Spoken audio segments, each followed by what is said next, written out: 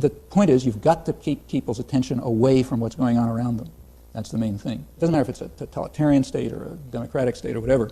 It's a systematic fact, an institutional fact, that it's going to have to turn to policies which will distract and divert the population. They can't be paying attention to what's happening around them, or they're just not going to tolerate it. And there aren't a lot of ways to do this, which is why you see the same patterns recurring over and over. One way to do it is to frighten everybody to death. So you have people cowering in terror, usually over a foreign enemy who's going to destroy them, and then the grand hero rescues them at the last minute. And while this whole drama is going on, at least they're not paying attention to what's going on around them. I mean, you know the way income's been redistributed. You can see the way infrastructure is collapsing. You can see what's happening to people's lives, but people had better not look at that. They'd better look at something else. So you attack liberalism. It's a big thing is to attack liberalism.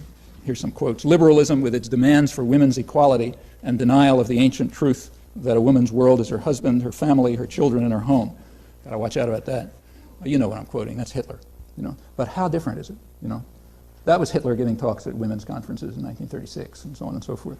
It strikes some resonances. The code words are a little different, but the thoughts are very similar, and the reasons are the same. The segment of the mass of the population is under attack by state policy, and therefore they have to be mobilized somehow.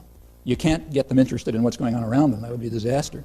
So what you have to do is is frighten them, turn them against each other, create hatreds.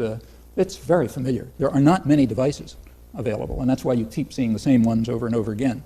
Religious enthusiasm is an old one. It goes back to the 18th and 19th century, and if you look at the United States today, you see them manifested, and for exactly the structural reasons that always make them manifested, namely what's happening in the society right now.